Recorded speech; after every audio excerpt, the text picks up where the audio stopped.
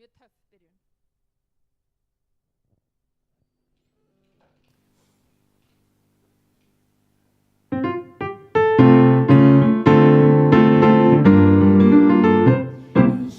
Augum þér, ég leyndan fjársjóð þinn, í faðmi þínum rætist draumur minn, þú hefur með brosi þínu brotist inn í hjarta mér. Og mig þú sigrað hefur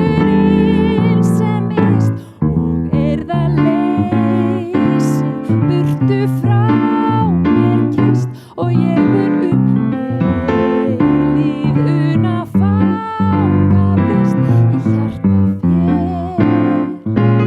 þér. Nú kveð ég heimsins glaum og glys, götu líf og ís, án þess að mér finnist að ég farin eins á mis. Og þegar vetur gamli kominn með klakabönd og snjó í skeggi sér, þá mun ég við ástareldinn orna mér í hjarta þér. Sólarjökull.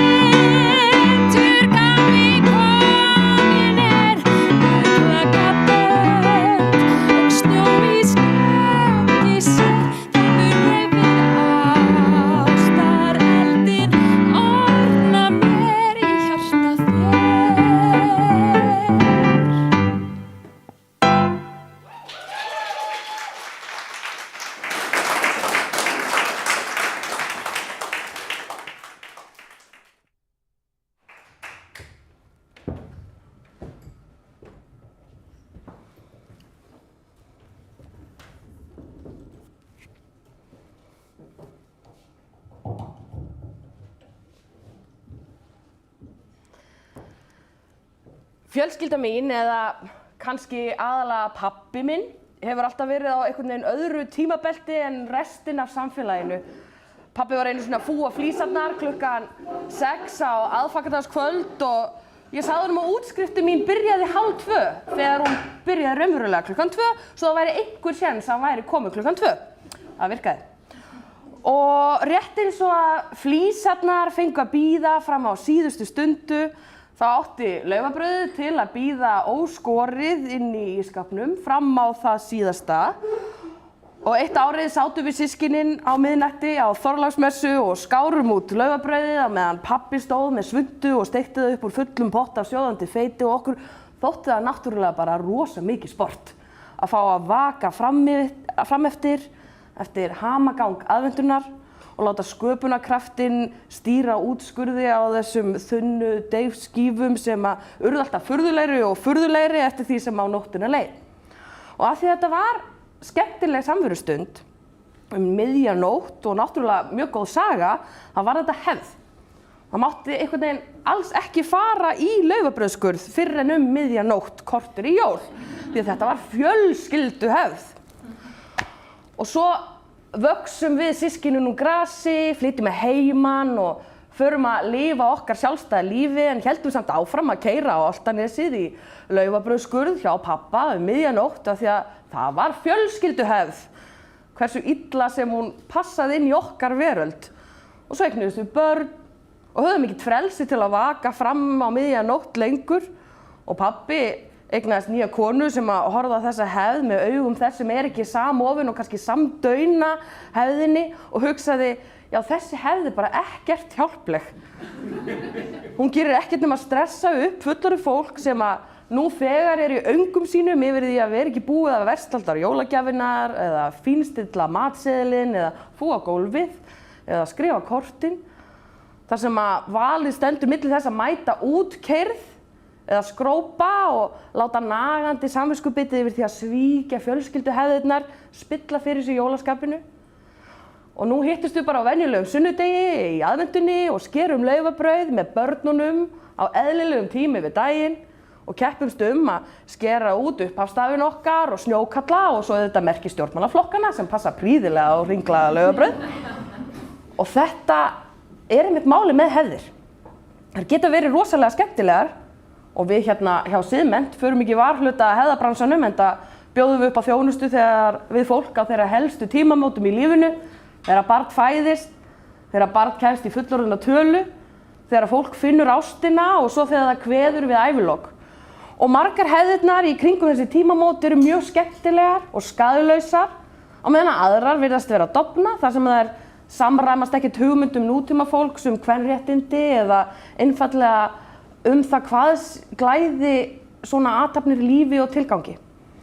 Alþingi gömul stofnun og því fylgja alls konar hefðir. Sumar hefðir þingsins gera þinginu auðveldara fyrir að starfa því að óskrifaðar reglur geta oft verið þægilegar og skapað hentug norm í samskiptum. En aðrar hefðir geta mögulega gert til gagnstæða, dregið úr lýðræði, flutt völdin til hinna valda meiri, gert út gegnsæið. Og það kannski einmitt þess vegna sem við kjósum reglulega. Þannig að þið, þingfulltrúarnir okkar, þurfið að annaðhvort að endurnýja umboðið ykkar eða hverfa frá. Þannig gerum við ráð fyrir því að inn á þingi rati nýja raddir sem að koma með sín viðmið og máti þau við ríkjandi hefðir rétt eins og nýja konan hans pappa gerði þegar hún rakti upp þessa laufabrauðsvitleysu. Og ég vil því hvetja ykkur, hvort sem að þið hafið vermt sætin í sæta allt of litla þingsalnum árabil eða bara á meðan jörðin snerist einn kringum sólina til að horfa á hefðirnar á vinnustaðnum ykkar gagnrýnum augum og ígrunda á það hvort það þarfnist uppfærslu eða ekki. Ég ætla ekki að skipta mér að því hvort þið haldið áfram að draga í sæti eða hvar þið sitjið í mötuneytinu en það kemur það mér lítið við. En tilgangur þessara athafnar sem við bjóðum upp á í dag að veita þinginu innblástur. Alþingi ætti nefnilega að vera alveg fullfært að setja sig sjálft án aðkomu trúfélags sem síminnkandi hluti þjóðarinnar heyrir til.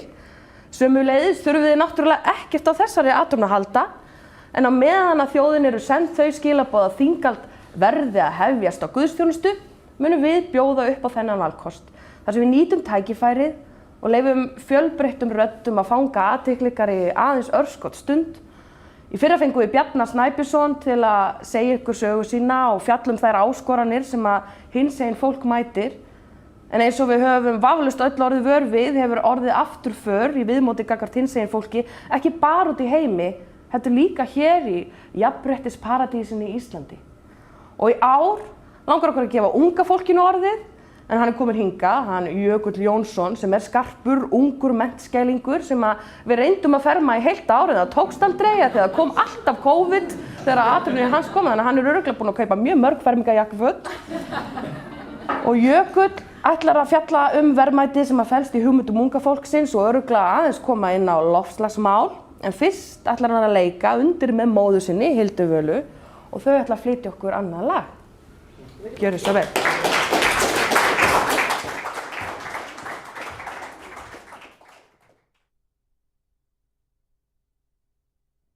Viltu kannski aðeins segja frá tilefni þess að við tökum þetta lag, Jökull? Já, við í Hagaskóla settum upp fyrir núna 1,5 ári síðan söngleikinn Litlu hryllingsbúðina og við ágætar viðtökur. En það eitt lag úr þeim söngleik sem heitir Þar sem allt grær og okkur langar eiginlega bara að fá að flytja það. Það eiginlega ekkert engin dýpri merking bak við ákvörðuna að taka lagið.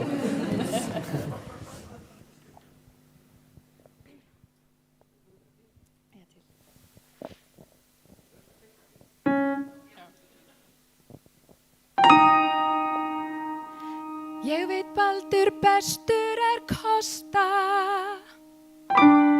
en kærasti minn með kvala losta. Svo hönd mín í fatla og blá mín brá.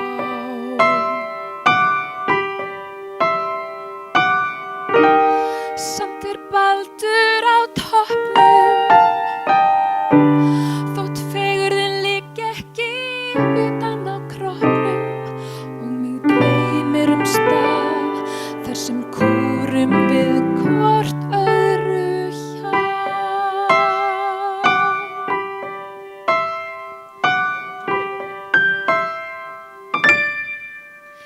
Eitt agnar lítið hús og ekta skjólgirðing, úti grill í garðinum og grasið allt í kring, þurrkari og þvottavél með þeiti vindur tvær. Einhver stafar þar sem grasið grær. Hann rjátlar heimabyggð, hann ræktar runn og tré. Með kokkað hætti Sigga hald af þokkalindum hér. Sólbekkur og heitur pottur, svalur aftan blær. Einhver stafar þar sem grasið grær. Við pöntum okkur pítsu og poppum upp á grín og horfum svo í fimmta sinn á endursýnda mynd á sín. Og loksins geng ég út og legg mig í hans vald. Börnin hafa stundin okkar sem sitt traust og hald. Segjum úr hús og heimilum á heilli opni gjær. Ég svíf á braut frá krum og þraut, þar sem allt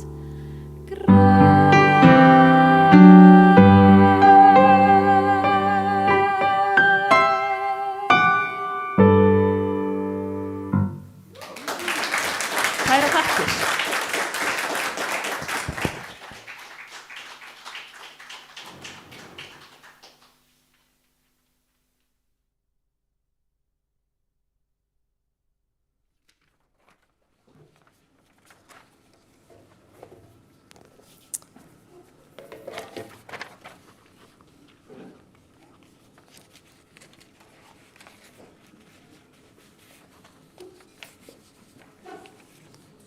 Ætti ég að tala í mikrofóninu eða ekki?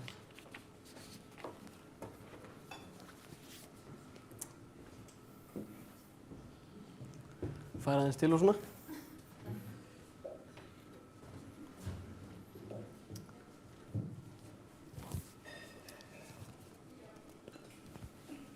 Góðan daginn, kæru þingmenn og aðri viðstaddir, auk þeirra sem heima sitja.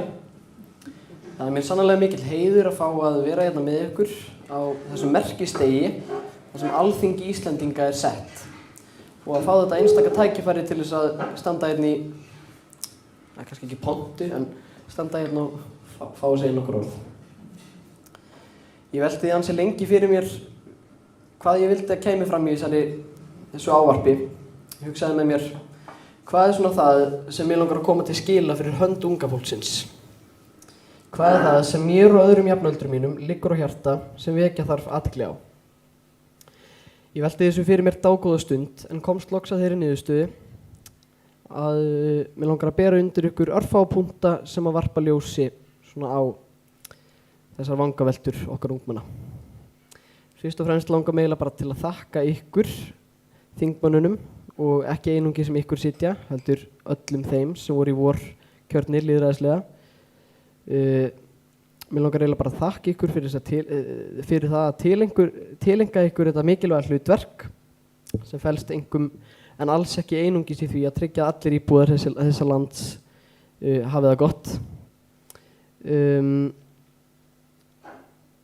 Ykkur ber sem pólitískir fulltrúar allra íbúa þessa lands að sjá til þess að velja alltaf þann valkost sem flestum landsmönnum í hag. Við treystum ykkur til að stuðla að bættum lífskjörum allra, að setja lög og reglur öllum landsmönnum í hag. Við treystum ykkur til að varðveita þjóðgarða, auðlindir og óspillta náttúru. Þið eru fólki sem við treystum til þess að stýra þessu landi og ég sé ekki annað fyrir mér en að þið eftir að standa ykkur með prýði. Aldrei hefði mér nokkuð tímann dottið í hug að ég ætti einhvern tímann eftir að standa hérna og ávarpa þennan glæsilega hóp þingmanna að svona ósköp venjulegur 15 ára, bráðum 16 ára, unglingur á fyrsta ári í menntaskólanum við Hamrahlíð ætti eftir að taka sér svona rosalega fullorðinslegt en gæsalappa hlutverk. En hið ótrúlega gerðist og hér stend ég og með valdið til þess að segja raunar hvað sem er, hvað sem brennur á vörum mér fyrir framann ykkur, kæru þingmenn. En mér langar að minnast á það að mér finnst alveg frábærlega stórkostlegt að búa í landi þar sem okkur unga fólkinu er gefin rödd til að tjá okkur og hafa áhrif á þau málefni sem snerta okkur. Þegar ég stend hérna og flýti ykkur þessa hugvekju er mér strax gefin vettvangur til þess að láta rödd mín að heyrast og í leiðinni finn ég að það er hlustað á mig og tekið mark á því sem ég finnst. Í rauninni get ég, eins og ég segi, sagt hvað sem er við ykkur og það geti hugsanlega haft einhver áhrif og það er eitthvað sem ég er afskaplega þakklátur fyrir. Ég hef setið í ungmennaráði í mínu hverfi, ungmennaráði Vesturbæjar, Miðborgar og Hlíða, eða Miðborgar, Vesturbæjar og Hlíða, ég veit það ekki. Og þar hefur við fengið fjölmörg tækifæri til þess að miðla okkar vangaveltum til þeirra sem hafa völdin hérna í borginni og bara hvað sem okkur finnst ábótavant í okkar hverfi eða skóla, bara hvað sem er, eða snertir okkur ungmennin innan borgarinnar, þá hefur við fengið að koma því áfram til borgarstjórnarinnar í gegnum svona sameiginlega fundi með borgarstjórn Reykjavíkur og þar hefur við tekið þátt í að semja svona tillögur sem hafa verið fluttar á þessum fundum að ógleymdu því að flytja slíka tillögur sjálfur og hvort sem þessar tillögur snúast hvort sem það snúast skólamatinn, almenningssamgöngur, tíðavörur í skólum, sundlaugar eða bara starfandi sálfræðinga í skólum, þá eiga þeir alltaf eitt sameiginlegt, að þetta er eitthvað sem okkur finnst þurfa að betrumbæta eða endurskoða innan borgarinnar sem snertur okkur, ungmennin. Og í gegnum tíðina hafa fjölmargar tillögur orðið að veruleika og verið samþykktar. Auðvitað er heill hafsjór af góðum og gildum tillögum sem voru ekki samþykktar, en hvers vegna nefni ég allt þetta? Ég rauninni bara til þess að skerpa á mikilvægi þess að hlusta sig á okkur ungmenni og að hugmyndir okkar og vangaveltur séu teknar jafn alvarlega og annara og skoðanir okkar séu alltaf efst á baugi þegar ákvarðanir sem koma okkur við eru teknar. Svo get ég nefnt annað dæmi, síðan í ársbyrjun 2019 hefur við loftslagsaðgerðasinnar verið haldið okkar striki og mótmælt aðgerðum stjórnvalda í loftslagsmálum, föstudag hvern og Austurvelli. Þar hef ég verið virkur þáttakandi síðan í 7. bekk og mætti nánast hvert einasta skipti langa hríð. Ég verði að segja núverandi stundatafla ekki nógu góður vinur minn, en þar hefur við krafist aðgerða og umhverfisvænni lausna í þó nokkur ár. Og þó að viðbrögð stjórnvalda hafi kannski ekki alltaf staðist væntingar, þá höfum við séð framfarir í hvað loftslagsmálin varðar. Og það bendir einmitt til þess að það vel mögulegt að ná ennþá meiri árangri ef það hlusta á okkur og gripi til alvöru aðgerða. Fyrst ég tala það, þá langar mig að ljúka þessari stuttu hugvekju á lagi sem ég hef nokkru sinnum flutt á loftslagsverkfallinu og til dæmis á viðburðum landverndar, árshátíðum og svona. Og þetta lag sem heitir Mengunin. Hvað varðum, er þetta sama nótaslag? Hérna það. Vá, ég sá það ekki. Þetta lag sem heitir Mengunin, það lagið eftir Magnús Ingimarsson og textin eftir Flosa Ólafsson. Þetta svona eitt af mínum uppáhaldslögum sem snerta loftslagsmálin. Já, ég þarf bara að færa þennan. Svona. Var ég ekki eitthvað stær með textan? Jú. Ég er alltaf að redda. Mamma reddari. Fyrir hann síðan að hann bara... Unga barn. Hann gat ekki einu svona lyft hljómborðinu þegar það var svo lítill. Hann byrjaði að spila. Ok.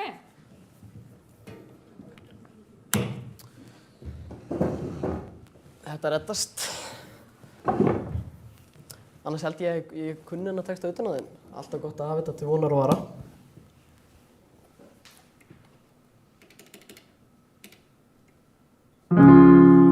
Þótt mengunin við börnum okkar blasi, brenni gróður sér hvert iðjuver, angi lítil rósa veitur gasi, alveg hjartanlega samir mér. Mengunin mettar nú út höfin, eitri í vík og vog, verksmiðjur dæla,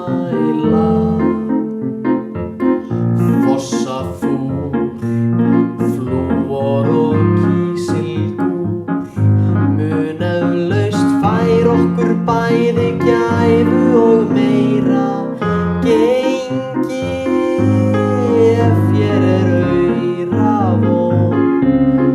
Ætlum við þér mammon, fugla og fisk í sjó, frjósama dali, seljum fossa og fjöll, fölar náttúran öll og landið mitt nú taki tröll. Eiturgas, fosfór og fölnað gras, framtíðar draumaland lítillar þjóðar. Mikill saur en líka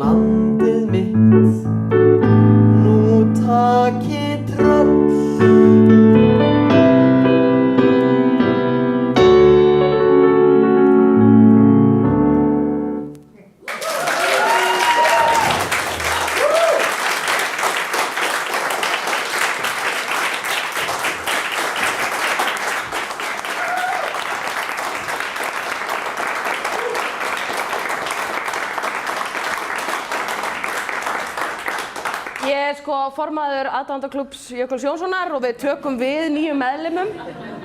En ég bara þakka ykkur fyrir komuna og þið sem heima sitjið, þið stillið yfir á Alþingisrásina fyrir áframhaldandi æsispennandi dagskrá. Gangi ykkur vel í vinnunni í vetur. Setjum í sætinu.